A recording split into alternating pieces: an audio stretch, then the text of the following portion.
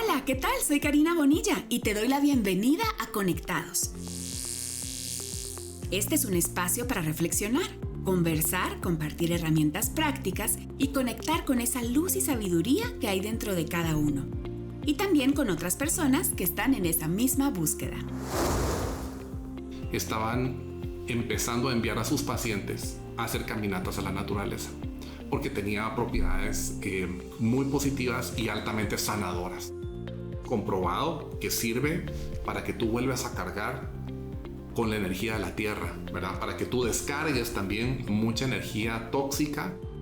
Si tú quieres vivir una experiencia en la naturaleza que te genere un impacto como persona, simplemente tienes que detenerte, callarte, observar, escuchar y sentir. Conversamos con Raúl sobre su amor por la naturaleza, los grandes aprendizajes que ha recibido de ella y el camino que lo llevó a formar su iniciativa The Forest Therapy.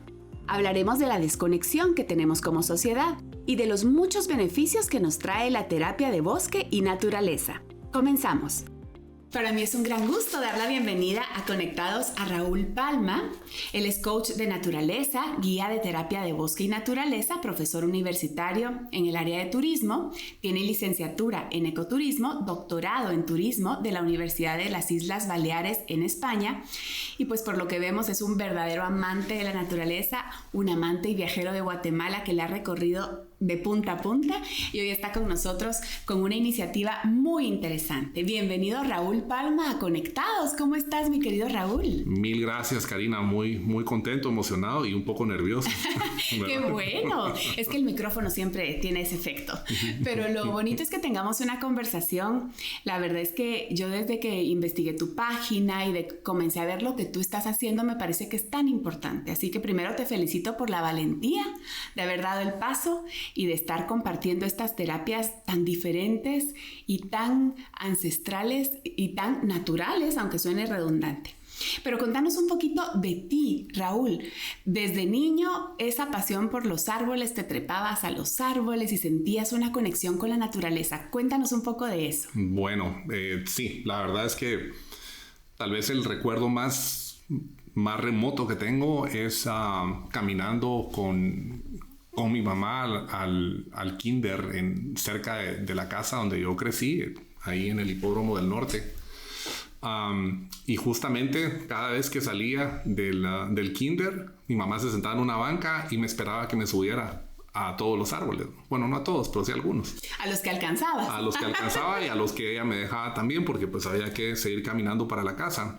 Pero la verdad es que sí, digamos que el tema de subirme a un árbol para mí era como trepar. Por un lado era un reto, pero por otro lado era ver las cosas desde arriba, era percibir algo que probablemente en ese entonces yo ni siquiera lo sabía, pero la comodidad que yo sentía estando subido en un árbol, no tengo exactamente una palabra como para describirla, y en aquel entonces para mí era un juego, ¿verdad? Como cualquier niño, pues tenía mucha imaginación y simplemente hacía del árbol en ese momento mi casa, mi fuerte, mi escondite, lo que fuese necesario, ¿no? Entonces sí, es justamente esa memoria. Después, a lo largo de mi niñez, pues yo tuve la bendición de tener contacto y oportunidades para poder estar en espacios verdes, de meterme en un río, de aprender a pescar con una red, de caminar en los ríos de la costa sur en Guatemala y simplemente bañarme y recibir las corrientes frías. Entonces, sí, digamos que mi niñez estuvo muy bendecida también desde esa perspectiva de contacto con la naturaleza, y eso forjó en mí algo que lo fui conociendo y entendiendo conforme los tiempos fueron avanzando, ¿no? Pero igual continuó tu amor a la naturaleza porque decidiste estudiar temas de turismo y te doctoraste en esa área, así que no hay duda que ese espíritu investigador del turismo y la parte ecológica en el ecoturismo pues siguieron siendo una brújula que te permitió tomar las decisiones que te trajo aquí. Correcto, sí. La verdad es que te comento que inicialmente yo quiero estudiar agronomía y trato de hacerlo. Digo trato porque evidentemente ya no lo terminé. Y lo que a mí me gustaba era estar en contacto con el campo, ¿verdad? De niño pues tenía el acceso a una finca de un tío y más adelante pues ya con mi papá igual teníamos ahí una finca y había un contacto permanente con la naturaleza. Entonces para mí perderme, caminar a la orilla del río o meterme entre un bosque era algo muy, muy natural y muy normal. Y había un elemento muy importante. En determinado momento yo lo hacía solo y había como una confianza de andar, explorar, caminar, tener cuidado, pero hacerlo. Cuando llego a la parte de la universidad, pues bueno, pasa un tiempo, me doy cuenta que no era por un lado mi campo y por otro lado era muy encerrado porque pues no era que fuese una práctica permanentemente dentro del campo. Y ahí es cuando conozco esta oportunidad de ecoturismo y me da la oportunidad en aquel momento de conocer Guatemala de una forma que yo creo que no lo hubiese podido conocer si no hubiese sido por haber estudiado esa licenciatura en la Universidad del Valle en aquellos años 90, 92, 93, más o menos, que fue cuando yo arranqué estudiando ecoturismo, ¿verdad? Y la oportunidad de conocer Guatemala de esa manera era, pues yo creo que es una oportunidad que se te presenta en la vida y recorrimos una buena parte del país. Vivimos muchas experiencias muy especiales con nuestros compañeros. Éramos muy pocos los que estábamos estudiando ese programa. Las excursiones las teníamos que armar nosotros, planificarlas nosotros. Los profesores pues nos daban los lineamientos de qué era lo que teníamos que hacer y pues nos enviaban con algún auxiliar de la universidad, pero hacíamos siempre pues un recorrido, ya fuese al occidente del país, al norte, al sur o al oriente. Entonces sí vivimos experiencias muy enriquecedoras. Vimos y estuvimos en espacios de naturaleza de Guatemala que hoy probablemente las generaciones que tienen la edad que yo tenía cuando yo estuve en la universidad probablemente ya se pueden dar la oportunidad de conocerlos porque hubo un cambio.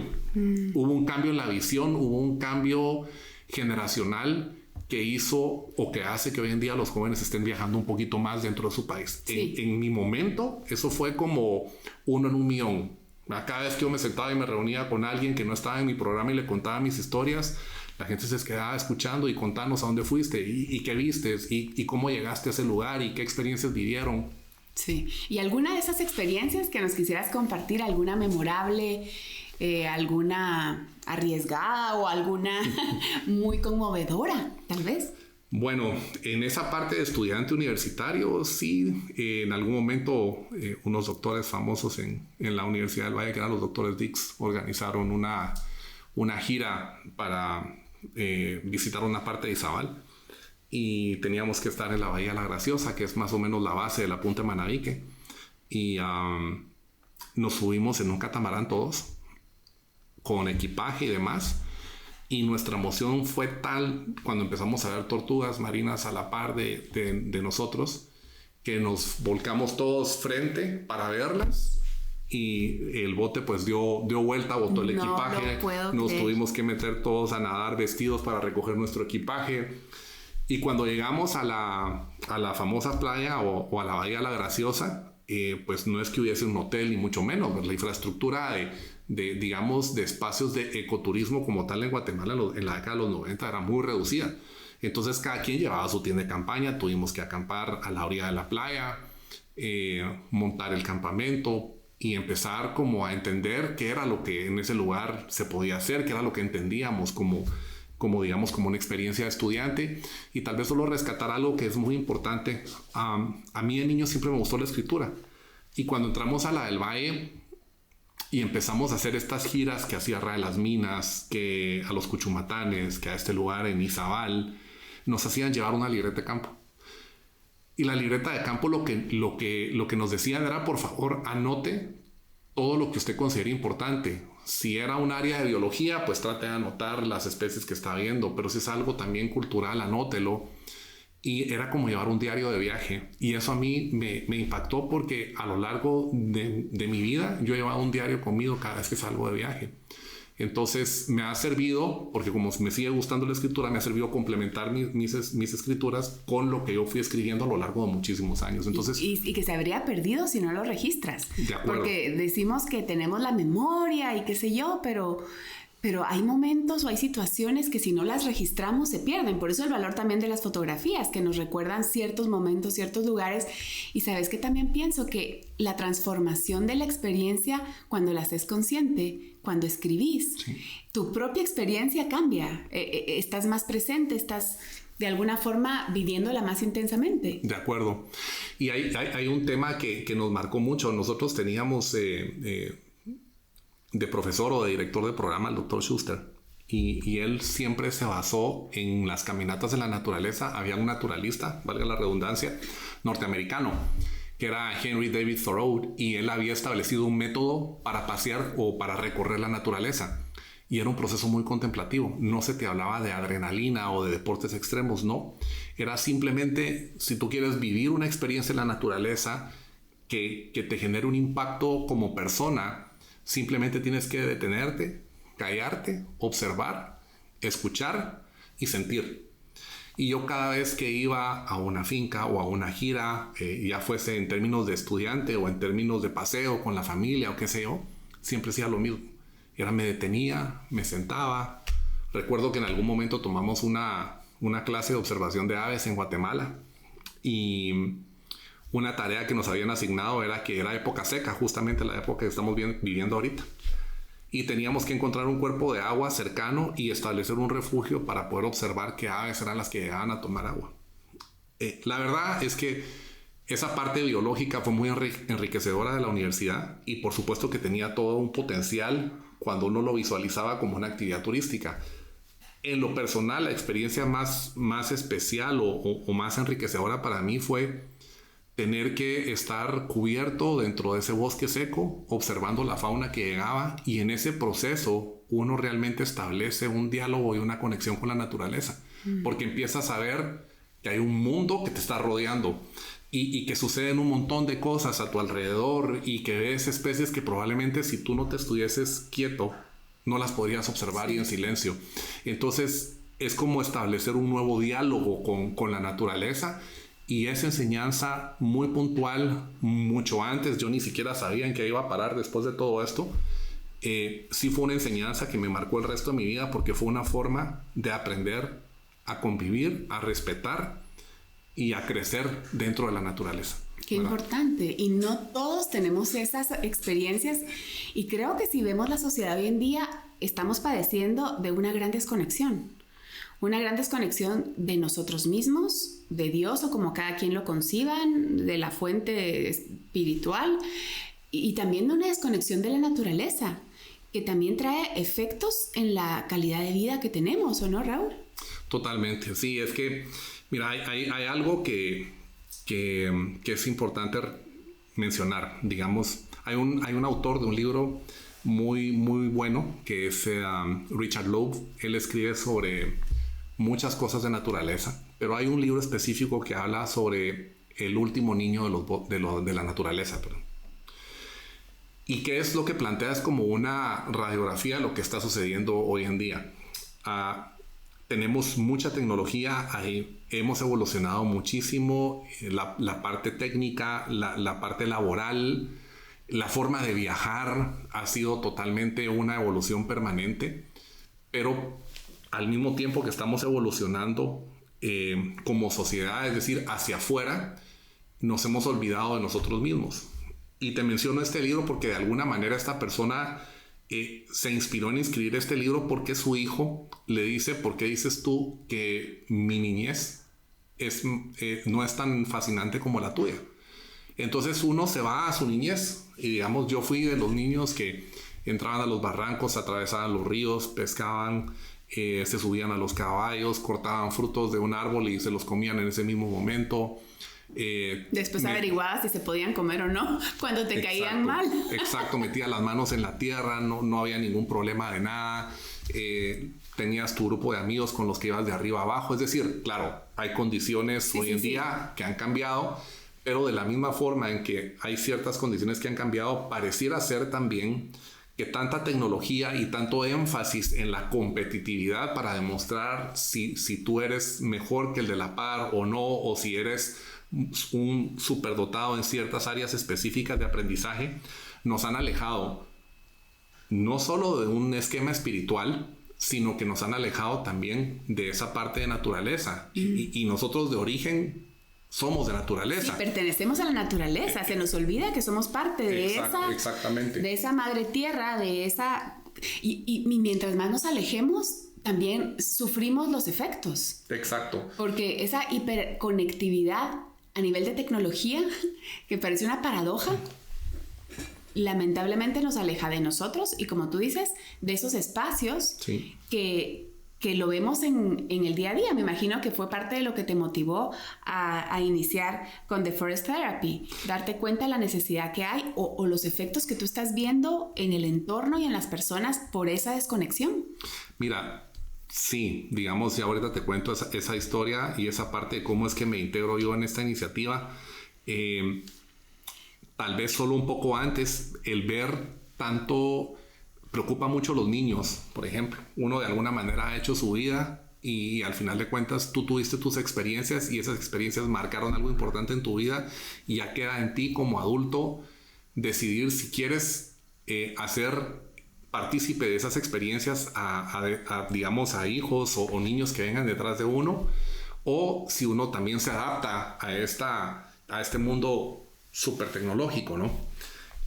O por el otro lado, tenemos el caso también de niños que están tan conectados en tecnología ahorita que pareciera que eso es lo importante. ¿Qué tan tecnológico son? Y eso marca o marcará el éxito de una persona. Entonces sí es como... empieza a movernos mucho como familia incluso, cómo es que los niños cada vez se quedan más encerrados y más encerrados, ¿no? Más sedentarios. Viendo una pantalla permanentemente. Entonces, ese es un punto importante. Ahora bien, ¿cómo es que iniciamos con The Forest Therapy? Esta es una historia bonita porque en el año 2018 yo estaba haciendo mi doctorado en turismo en la Universidad de las Islas Baleares. Pero yo lo que hice con mi doctorado fue plantear una propuesta de turismo espiritual. Y esto tenía dos ramas. Tenía la rama que habla de la espiritualidad y religión y otra parte que hablaba de una espiritualidad, en este momento le voy a denominar holística o más bien sin un credo religioso específico. Y bueno, hicimos todo un proceso para hacer la investigación. Pero acá el punto es que en el 2018 mi asesor de tesis me dice, ahora que vienes a Mallorca, que es donde está la universidad, vamos a hacer una porción del Camino de Santiago de Compostela. Porque lo importante de esto, me dijo, es que tú, puedas vivir una experiencia de introspección mientras estás haciendo un camino. Y te vas a dar cuenta de muchas cosas. Una de ellas es que no toda la gente que está caminando lo está haciendo porque está haciendo una peregrinación cristiano-católica en dirección hacia la ciudad de Santiago de Compostela, sino que lo hacen por muchos motivos. Y alrededor digamos que de esas iniciativas de hacer este viaje, pues tuve la experiencia de participar en otras iniciativas que a lo que invitaban mucho era hacer meditación, ¿verdad? La primera vez que mi asesor me habló, el turismo espiritual en realidad tú no dirías, no hay necesidad de viajar muy lejos porque es más una conexión contigo. Sí, puede ser en cualquier lugar. Puede ser en cualquier lugar. Lo trabajamos y estando en la zona de Galicia, muy cerca o dentro de la ciudad de Santiago, si no estoy mal, de Compostela, entro a una librería. Y estábamos cansados, en realidad era una porción muy pequeña del camino que habíamos hecho, habíamos caminado como unos 120 y tantos kilómetros en unos días, aparte que fue una experiencia maravillosa. Entro en esa librería y me encuentro con una parte de libros que hablaban de sentir el bosque, de abrazar un árbol, y yo justamente cuando termino de investigar la parte de la religiosidad y el turismo, inicio un poco con el concepto de geografía sagrada o espacios geográficos sagrados dentro de la naturaleza, que era una de las líneas que entraban dentro de la tesis. Y en esa temática yo me había topado con algunos artículos que hablaban que psicólogos y psiquiatras de las Islas Británicas, de Japón, estaban empezando a enviar a sus pacientes a hacer caminatas a la naturaleza, porque tenía propiedades muy positivas y altamente sanadoras. Y lo dejé como por ahí guardado en archivo, porque yo dije, esto me va a servir para algo, lo que estoy escribiendo ahora. Y compré el libro en esta librería en Galicia y me dije, ok, cuando yo regrese, termine mi doctorado, yo quiero ver de qué se trata este tema, porque este tema a mí me jala muchísimo, ¿verdad? Entonces, de esa manera, pues ya el resto es un poco historia. Yo regreso de España, defiendo mi tesis, hacemos pues esta presentación de turismo espiritual y estando acá en Guatemala empiezo a investigar, pero estábamos encerrados, ¿verdad? Era el 2020, después de marzo 2020, pues Guatemala estaba totalmente cerrada como la mayoría de países, si no la totalidad en el mundo, y pues no quedaba otra que simplemente seguir investigando, a ver qué había además. Y en eso me encuentro con que la iniciativa de terapia de bosque y naturaleza era realmente un movimiento a nivel internacional. Más grande de lo que te habías imaginado. Mucho más grande. Yo pensé que me había topado con un autor como muchos que tienen una alta conciencia con la naturaleza, que son exploradores, que quieren caminar un poco y compartir sus experiencias, pero no, esto resultaba que iba más allá. Y ahí es donde yo conozco a una asociación que era la Asociación de Terapia de Bosque y Naturaleza, que tenía su origen, o tiene su origen más bien en Estados Unidos.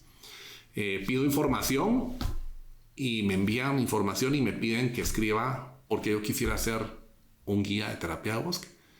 Entonces justamente me preguntan o me piden que les envíe un escrito de mi primera experiencia en la naturaleza. Entonces yo les comparto una experiencia de niño que tuve y me dicen, ok, estás adentro, y cuando me piden una serie de requisitos, veo que los cumplía, ellos aceptan mi propuesta y me quedo adentro y me empiezo a formar como guía certificado de terapia. Pero era una cosa bien curiosa porque tú te estabas formando y nos estábamos formando a distancia, ¿verdad? Sí. Irónicamente era un tema de trabajar en la naturaleza. Éramos más de 22 personas de diferentes países del continente, porque esta era una formación específica para gente de América en general, y estábamos todos a través de la pantalla. Entonces cruzando los dedos de que cuando se terminara y se hiciera el viaje de integración de grupo, lo pudiésemos hacer a nivel físico, ¿verdad? Y vernos, conocernos. Ese momento fue muy importante, ¿verdad? Porque pues me empezó a dar como que las líneas de lo que era ser un guía certificado de terapia de bosque y naturaleza. Uh-huh. Sí, en todo este camino me imagino que justo de lo que aprendiste, de lo que hablaban, es de los efectos positivos, de los beneficios que trae este contacto con la naturaleza para el ser humano. Sí, fíjate que inicialmente, tiene dos líneas muy, muy puntuales, ¿verdad? Está la parte emocional de los beneficios de la naturaleza. Esa parte emocional que es justamente que encontrás paz, que te encontrás en un espacio contenido, donde no hay juicios, donde nadie te está evaluando, nadie te está calificando, nadie te está diciendo si lo que estás haciendo está mal o está bien. Entonces era toda una mecánica, una metodología que te estaba planteando de alguna manera: vive tu momento, pero no desde el concepto más orientado, vive hoy y que no te importen las consecuencias. Sí, no en esa línea. Ajá. Era realmente como en el mundo cada persona tiene sus propias preocupaciones, y lo que sucede, retomando el tema de la tecnología, es que cuando tú te acuestas como adulta, que dices, ok, es momento de descansar, tú te acuestas, pero tú no apagas todos los dispositivos. Tú te acuestas y estás con tu teléfono y estás viendo información. Mucha de esa información, cuando no tiene que ver con un tema laboral tuyo o familiar tuyo, mucha de esa información en realidad materialmente tú no puedes hacer nada por cambiarla. Uh-huh. Entonces a tu cerebro también le empieza a entrar información que no logra entender si estás viendo una ficción o si estás viviendo una realidad, pero entonces tu sistema entero empieza a colapsar. Porque está saturado. Está saturado, y porque le estás mandando señales de peligro, una excesiva exposición a los medios digitales. Entonces tú no logras descansar, ¿verdad? Entonces uno de esos beneficios era realmente: ven a la naturaleza, desconéctate de la tecnología por un momento, date el permiso de estar en ella y vive ese momento. Y acá encontramos uno de los principales temores que una persona tiene: estar sola en silencio en un espacio de naturaleza. ¿Verdad? La capacidad... Nos queremos distraer todo el tiempo y llenar. Hay gente que al llegar a su casa enciende la tele para oír algo. Exactamente. Digamos que estamos rodeados de tantos distractores que cuando tú le dices a alguien, ok, la indicación es, vas a estar en silencio, no puedes ver tus dispositivos y la idea es de que te quedes sentado en un lugar o puedes caminar o te puedes acostar y puedes vivir tu propia experiencia. Es muy retador. Pareciera que es tan sencillo como irse a tirar a la grama y acostarse y se acabó el problema, pero no, es muy retador, ¿verdad? Entonces, tiene una serie de componentes que van y que tocan fibras muy emocionales, ¿verdad? De pronto por ahí viene un tema de un niño, ¿verdad? Tu niño, el niño interno de uno, que empieza a conectar con las experiencias de niño, que empieza a conectar probablemente con situaciones vividas que te traen diferentes emociones. Pueden ser nostálgicas, puede ser una sensación de alegría o algún enojo, pero eso tú solo lo vas viviendo a nivel de la persona que está teniendo esa experiencia. Y por otro lado está toda la parte fisiológica, que es, digamos, la que plantea un argumento científico. Pues como tú sabes, vivimos en una sociedad que necesitamos tener una demostración fehaciente de que esto funciona, ¿verdad? Sí, pruebas y mientras más respaldo haya, más credibilidad tiene una terapia. Exacto. Y todo esto en realidad se inició en Japón, ¿verdad? Porque así es como arranca todo este tema de la terapia de bosque. Y en Japón lo que sucede es que en la década de los 80s muchas personas, hay un alto índice de suicidio en Japón, primero. Segundo, se disparan enfermedades autoinmunes, se dispara el índice de cáncer. Una sociedad altamente competitiva. Correcto. Y es que Japón, la verdad es que es un país muy interesante. Yo espero tener algún día la oportunidad de conocerlo, pero por lo que leí, por lo que estudié y por lo que entendí de cómo es que nace en ese lugar, es que ellos, por un lado, sociedad competitiva, la ciudad más poblada de todo el mundo, más o menos 6,000 habitantes por kilómetro cuadrado es lo que habita en Tokio. Wow. 37 millones de habitantes, pues la ciudad más poblada del mundo, y al mismo tiempo un país con una cobertura boscosa de más del 60%.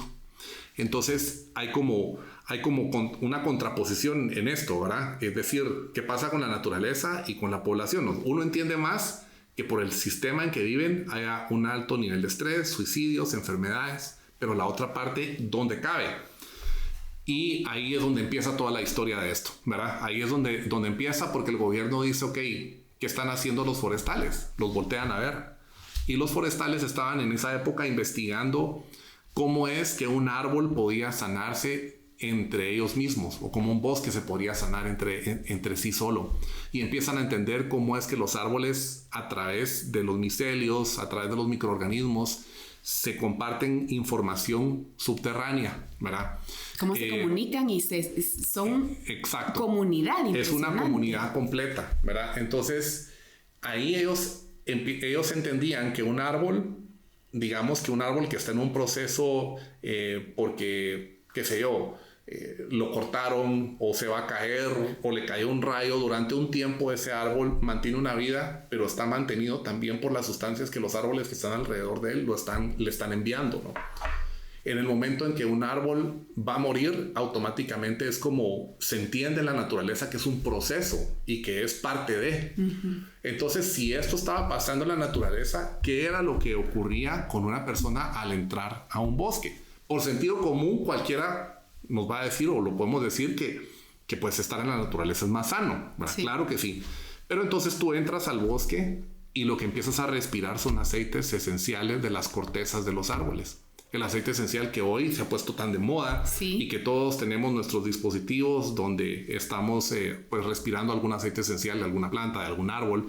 Pues lo que sucede es que los componentes de los árboles en sus cortezas liberan unos compuestos que se llaman fitoncidas, y eso es lo que tú respiras cuando entras a un bosque. Esas fitoncidas entran al organismo y por el proceso de oxigenación al torrente sanguíneo. Y eso lo que hace es que genera unos glóbulos NH, que son, digamos, unos glóbulos blancos que les dicen los superglóbulos, ¿verdad? En realidad, lo que tú estás haciendo De hecho, porque ya me han hablado un poquito de la parte de medicina, que definitivamente no es lo mío. No es de que tú incrementes la capacidad de tu sistema inmunológico, tú balanceas tu sistema inmunológico de una manera que tú puedes lidiar, bajar tus niveles de estrés, bajar tu ritmo cardíaco, bajar tu ritmo respiratorio, ¿verdad? Y después de un momento, la hormona del estrés, el cortisol, empieza a disminuirse. Entonces los japoneses lo que hicieron fue que lo empezaron a medir científicamente y lo empezaron a demostrar a través de estadísticas, y varias personas empezaron a hacer escritos.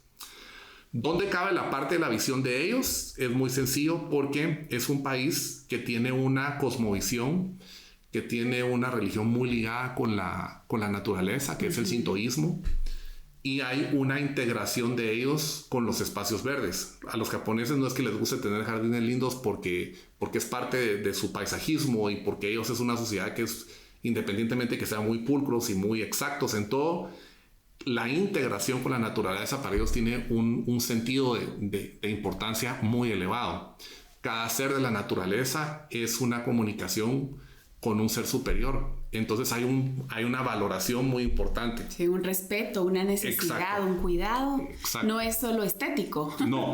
Tiene entonces, que ver con algo más profundo. Correcto. Y esa integración de ellos, entonces uno como que vas armando un poco el rompecabezas y entendiendo cómo es que ellos lo estaban logrando. Eso pasó en Japón, pasó en Corea del Sur, y a alguien en Estados Unidos se le ocurrió ir a hacer un viaje, un naturalista de Estados Unidos, e ir a conocer un poquito qué era lo que ellos hacían, y entendió el proceso. Este señor, que es este señor Amos Clifford, lo que hizo fue fundar la Asociación de Terapia de Bosque y Naturaleza. Se fue a Japón un buen tiempo, investigó el proceso, conoció a algunos de los que en ese momento estaban creando todo este tipo de iniciativas también en Japón, y cuando regresó, él estableció un punto, y esto es muy importante. La ANFT, como se le conoce a la Asociación de Terapia de Bosque y Naturaleza en español, sí busca, obviamente, que la persona encuentre un balance en su salud física. Le dan mucha importancia a la parte emocional y espiritual de la persona, y hay un cuarto elemento, que es cómo tú logras restaurar la relación con la naturaleza para poder validar y, digamos, que replantearte cuál es realmente tu posición dentro de la naturaleza, ¿verdad? Y, digamos, cambiar un poquito esa visión donde vemos a la naturaleza como un recurso que nos va a generar más ingresos económicos, que es lo que normalmente sucede. Utilitarista totalmente. Exactamente. Entonces, este señor plantea este esquema y crea la asociación, y a partir de esa asociación se empiezan a formar muchos guías, que hoy en día pues no tengo el dato exacto de cuántos guías pueden haber formados, pero hay en muchos países, más de 50 países del mundo, hay guías formados. Acá en Guatemala, de esa asociación, pues yo soy el primer guía que me he formado. Luego tengo una colega en Nicaragua. En Costa Rica sí hay muchas personas formadas. Sí, ellos han desarrollado mucho el ecoturismo. Nos llevan una gran ventaja a Costa Rica. Bueno, el tema de ecoturismo es otra cosa, porque digamos que ese es un área más del turismo como tal. Eso no... Esto para lo que es guía de terapia bosque y naturaleza, aquí sí hay como una separación. Una diferencia. Completísima, ¿verdad? Porque esto va por otro lado. Y bueno, pero lo que sí es cierto es que la sociedad en Costa Rica, desde hace muchas décadas, le despertaron una conciencia sobre la naturaleza. Sí, y eso sí, tú viajas a este país y hay una alta conciencia digamos que en cualquier persona de la sociedad costarricense. Siempre hay como un respeto por la naturaleza, ¿verdad? Esa parte totalmente reconocida. Y en América del Sur, pues una serie de guías, sobre todo en Colombia, Ecuador, Chile, Estados Unidos y Canadá, pues tienen muchísimos de estas personas, y algunas islas del Caribe. Así que bueno, yo en el 2021 me formo como guía, y poco después empezamos a crear esta iniciativa. ¿Y qué tipo de terapias ofreces, o cómo una persona puede tener esta experiencia? Y tal vez en qué lugares, como para darnos una idea. Claro. Mira, ha sido todo un reto. Vamos a ver. Primero, ¿qué es lo que yo estoy, más bien como arranco? Empezamos un poco como a crear conciencia, a tocar puertas, ¿verdad? Un poco aprendiendo de las experiencias de otros países. Una de mis instructoras en Costa Rica fue la primer guía de terapia de bosque en Costa Rica. Y ella me compartía un poco qué fue lo que pasó, y muy similar, ¿verdad? Es tocar puertas, es decir, mire, yo estoy haciendo esto, presentarte, ¿no? Es tan sencillo como empezar a conversar con las personas. Al principio sí fue tal vez no te puedo decir frustrante, pero fue difícil porque o yo no estaba utilizando las palabras o el canal adecuado, o la gente no estaba lista lista para escucharlo, o simplemente yo no lo estaba transmitiendo con la seguridad que tengo hoy en día para transmitírtelo, ¿verdad? Entonces yo creo que nos pasa a todos. Estamos iniciando. No era el momento, pero ahora es diferente. Y teníamos dudas, ¿no? Pero bueno, eso pasa. Y ahora, ¿qué es lo que hacemos? Lo que hacemos es puntualmente, ya sea personas individuales, grupos, empresas, se abre el espacio para recibir una terapia de bosque y naturaleza. ¿Dónde se puede llevar a cabo? En diferentes lugares. Digamos, aquí hemos trabajado en los barrancos de la ciudad de Guatemala, en algunos de ellos. Barrancos que están siendo protegidos por algunas ONGs que están haciendo una labor excelente, porque como tú sabes, los barrancos son de las pocas zonas verdes que nos quedan dentro de la ciudad de Guatemala, ¿verdad? Que ha tenido un crecimiento demográfico altísimo, y que cada vez que hay un desarrollo, normalmente los primeros que se van del desarrollo son los árboles. Lamentablemente. ¿Verdad? Entonces, esa es una pena realmente, ¿verdad? Y de ahí la importancia de que los niños esto lo empiecen a ver como una forma de encontrarse de nuevo con la naturaleza, porque si no, esta generación de niños pequeños de 6, 7, 8 años que hoy tenemos a este ritmo, cuando sean adultos y escuchen hablar del tema de naturaleza dentro de la ciudad, va a sonar como a un cuento de los abuelitos, ¿verdad? Entonces, como la película de Lorax. Exactamente. Entonces, lo que necesitamos realmente es generar también esa conciencia hacia ellos. De hecho, la terapia de bosque y naturaleza está abierta para niños desde 7, 8 años hasta personas, hasta la edad que sea, para arriba.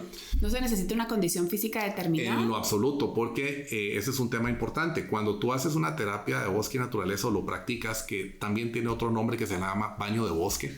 Ese sí lo había oído, baño de bosque. De hecho, ese es el baño con el que se empieza a conocer, el término con el que se empieza a conocer el concepto, es porque en Japón lo denominaron Shinrin-yoku, y ese concepto en japonés significa baño de bosque.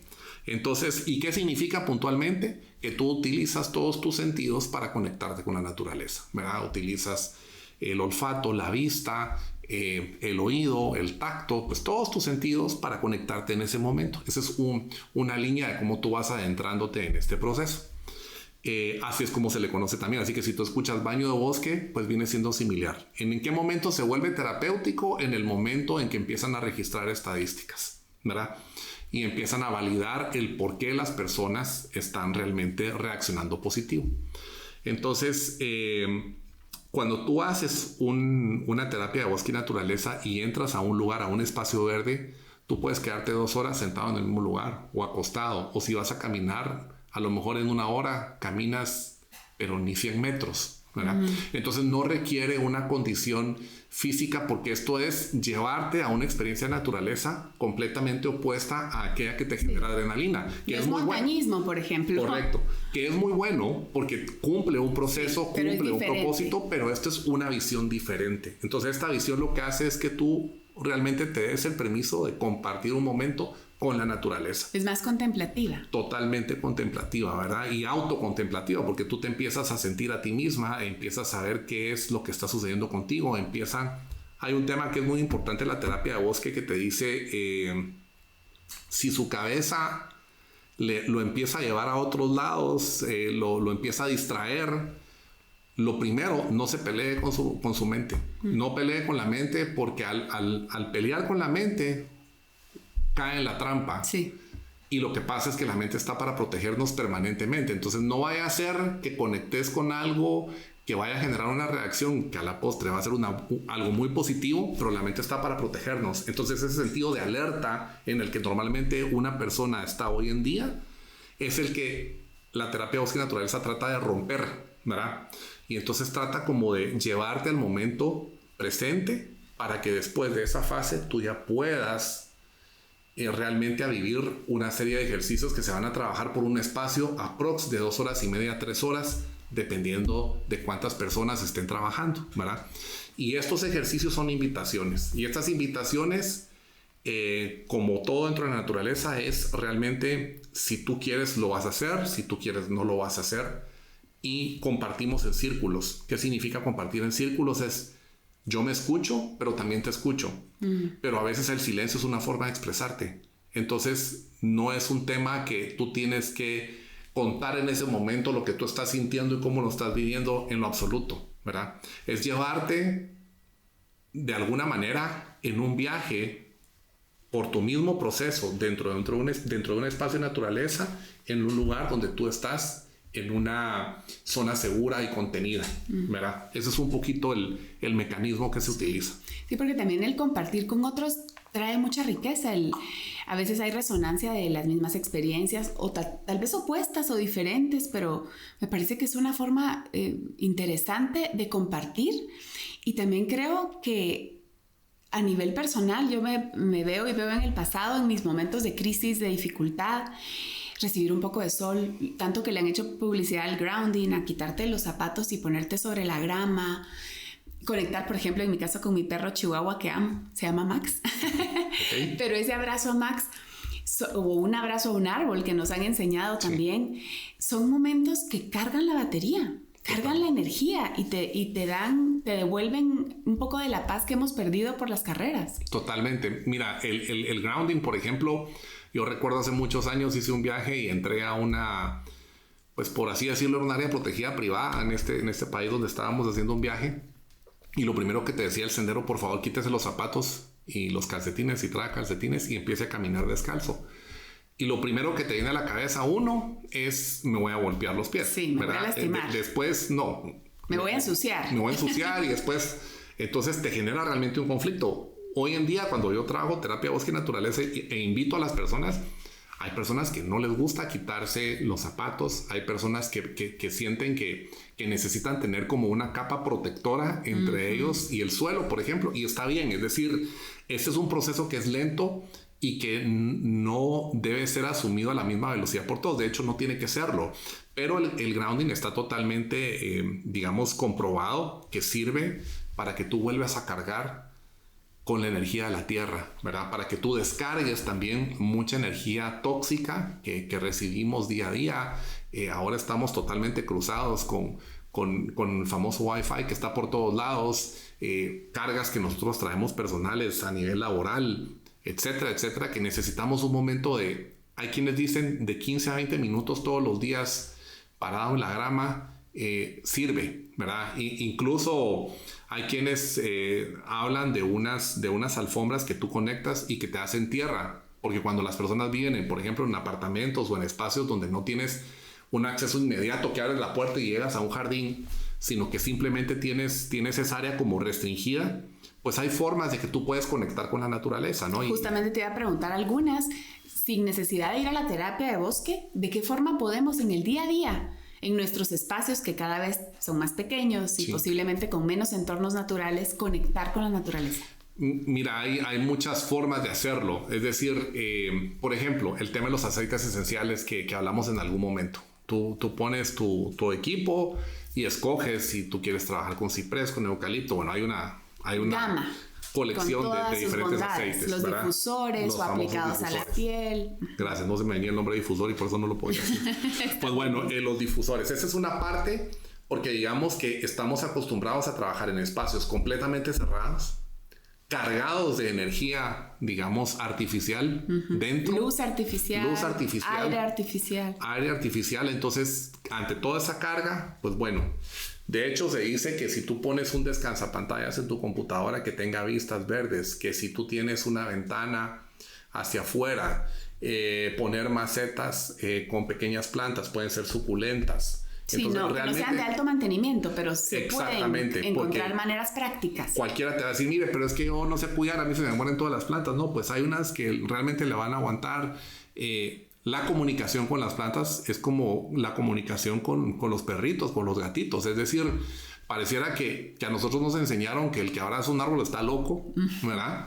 El que se quita los zapatos y se para en la grama, pues también ha habido un cambio interesantísimo en la sociedad en los últimos años, diría yo, sobre todo después del 2020-2022. Así es que la pandemia creo que nos movió y nos hizo valorar lo que dábamos por sentado. Correcto. Y bueno, y todos los estudios que respaldan los beneficios de la naturaleza. Entonces yo creo que cada vez hay más apertura. Exacto. Ahora bien, aquí hay un tema que es importante, que es, bueno, esa es la parte, no sé si hay alguna pregunta o alguna inquietud que te haya quedado, pero sí tienes muchas formas de poder trabajar con, digamos, ejemplos de que tú estás en un lugar muy encerrado y puedes tener como esos elementos que te he compartido, ¿verdad? Eso tal vez es como, yo te diría, para alguien que no tiene un acceso tan rápido a un área verde, lo puede hacer de esa manera. Y si no, pues invitarlo a que camine fuera de su casa, que busque un parque, que busque un barranco. Guatemala pues tiene varios, la ciudad de Guatemala, perdón, tiene varios barrancos. Y seguros. Sí. Raúl, porque sí. a veces tenemos la duda de que por querer ir a explorar nos den un susto. Pues la verdad es que, bueno, afortunadamente no he tenido ningún susto, pero más allá de eso realmente son muy seguros. Está este barranco de Canajuyú, que es en la zona 16. Muy seguro, un lugar espectacular. De hecho, es donde yo más he trabajado el tema de terapia de bosques, cuando es en espacios públicos.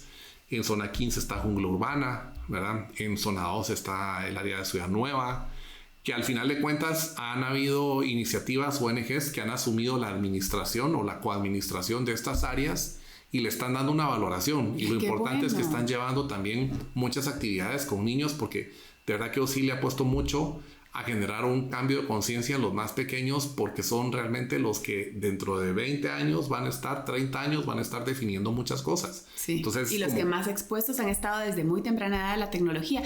Y verdad, Raúl, no es que estemos en contra de la tecnología que nos ha permitido llegar hasta donde estamos. El progreso requiere tecnología, pero es como encontrar ese balance, ese equilibrio, y por eso es compensar, ya que nos está faltando en esta área, pues sí, buscar los espacios para poder tener esa conexión. Sí, mira, no, definitivamente no es como ver todo el panorama oscuro, que toda la culpa es de la tecnología. No, para nada. Lo que sucede es que sí, tú has dicho la palabra clave, es un balance, ¿verdad? Es un balance. Es, digamos, encontrar esos procesos de recreación personal, pero desde la parte de que tú te vuelves a crear, que tú vuelves a partir de un punto donde te conviertes en una persona más consciente de tu día a día, donde tomas conciencia de lo que tú estás comiendo, de a dónde vas, cómo compartes en los espacios, y te estás dando la oportunidad de tener un espacio al aire libre, en naturaleza, por ejemplo, porque estás apostando por calidad de vida, ¿verdad? No en balde todas estas iniciativas que están saliendo últimamente, que si el tema de rescatar el lago de Amatitlán, que el tema del río Motagua. Es decir, evidentemente hay una conciencia actual que es por mucho más fuerte de la que nosotros tuvimos, o por lo menos en mi caso, cuando yo fui niño, sí, donde parecía que los recursos eran totalmente inagotables. Sí, si tú te podías meter a cualquier río, no te preocupabas absolutamente nada de nada. Simplemente tú estabas en perfecta sintonía.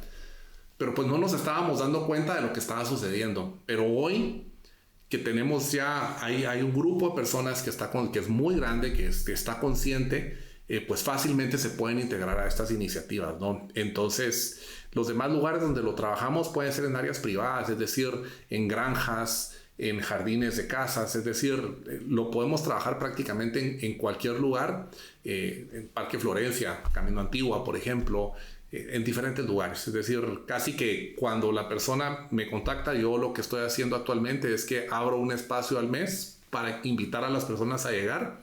Y adicionalmente a eso, las personas a título privado me contactan para hacer una terapia, digamos, para un grupo específico, la cual pues no es abierta al público, sí, ¿verdad? Pero obviamente ahorita mi mayor, digamos, función es tocar puerta, explicar de qué se trata, ¿verdad? Abrir espacios mensuales para que la gente conozca bien la experiencia. El año pasado tuve la oportunidad, me invitaron a 2 universidades, estuve en la del Valle y en la Galileo. Y en alguna de estas universidades participó una persona que después estuvo presente en una terapia de bosque en un barranco. Y me dijo, muy interesante su conferencia cuando usted planteó de qué se trataba esta temática, pero definitivamente no hay cómo vivir la experiencia. Y eso es, digamos, como el objetivo mío en este momento. porque yo puedo contarte muchas cosas ahorita. ¿Verdad? Yo me voy a sumar a tu próxima terapia de bosque para poder vivirlo, porque claro, es lo que verdaderamente enriquece. ¿En dónde te pueden encontrar? ¿En dónde te pueden seguir? Bueno, yo tengo dos puntos específicos en redes sociales, que estoy en Instagram y en Facebook, bajo The Forest Therapy, todo junto, como se escucha. Y aparte tengo mi sitio web que tiene exactamente el mismo nombre. La importancia del sitio web es que ahí tú puedes encontrar información muy completa sobre lo que es la terapia de bosque y naturaleza. Ahí están los links de las redes sociales donde pueden conectarse inmediatamente.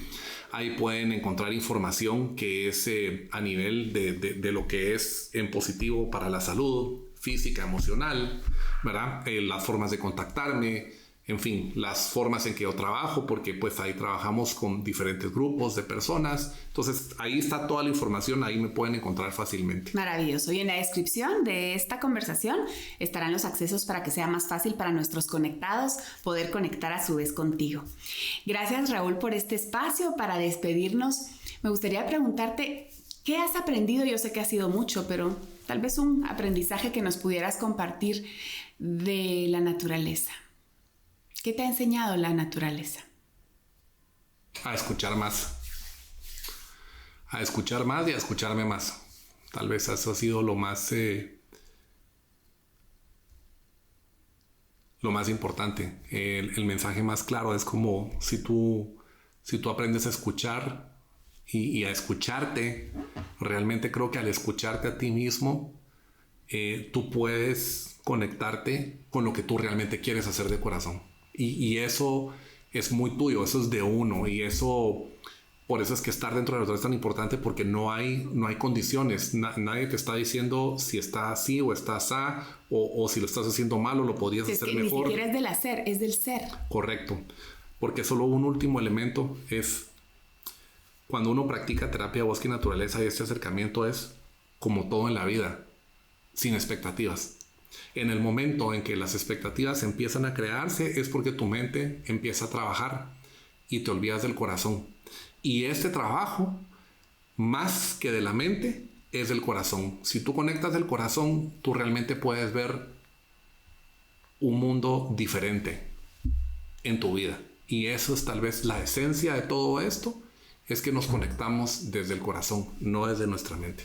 Qué maravilloso. Pues agradezco esta iniciativa, Raúl, de que en Guatemala tengamos esta oportunidad, que ojalá llegue a más personas, y ya saben, nuestros queridos seguidores, que pueden acceder a los sitios de contacto que ya Raúl les compartió y que están en la descripción de esta conversación. Gracias por tu tiempo y gracias por esta iniciativa. Gracias a ti, Karina, y un gusto estar en este espacio contigo.